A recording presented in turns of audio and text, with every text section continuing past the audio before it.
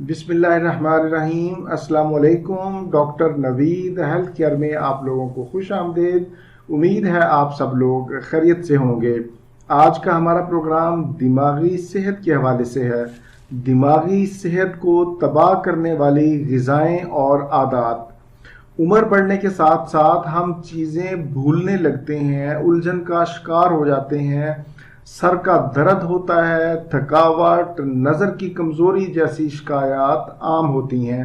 ان پر قابو پانے کے لیے ضروری ہے کہ ہم ایک تو اپنی عادات کو بدلیں اور دوسرا غذاؤں میں احتیاط بہت ضروری ہے۔ تلی ہوئی فرائی چیزیں، آئلی چیزیں نہ صرف دماغی صحت کے لیے تباہ کن ہیں بلکہ اس سے موٹاپا بھی آتا ہے۔ ایسی غذائیں دماغی ورم، سر درد اور یادداشت کی کمزوری کا باعث بنتی ہیں۔ دوسرے نمبر پر مصنوعی مشروبات کا زیادہ استعمال کرنا۔ تیسرے نمبر پر ٹرانس فیٹ، یہ ایک طرح کی چربی ہوتی ہے جو ذائقے کو بڑھانے کے لیے اور چیزوں کی شیلف لائف بڑھانے کے لیے استعمال ہوتی ہے۔ یہ دماغی صحت کے لیے بہت نقصان دہ ہوتی ہے۔ ٹرانس فیٹ میں زیادہ تر cake, biscuits, pizza, fast food آتے ہیں۔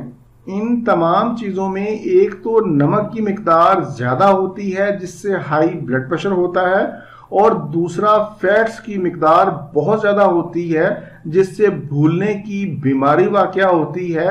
اس طرح کی خطرناک غذاؤں کے ساتھ ساتھ ہماری کچھ عادات بھی ایسی ہیں جو دماغی صحت کے لیے بہت خطرناک ہوتی ہیں۔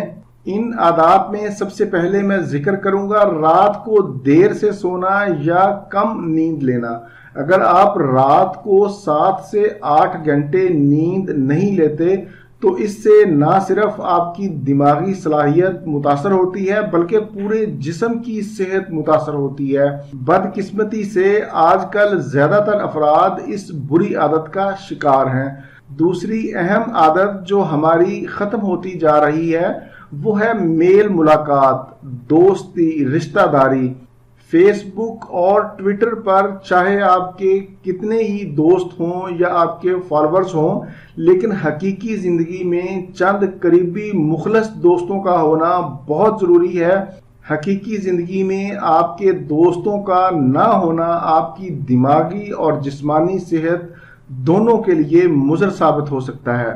تیسرے نمبر پر میں یہاں ذکر کروں گا اسمارٹ فون کا، لیپ ٹاپ کا اور ہیڈ فون کا زیادہ استعمال کرنا۔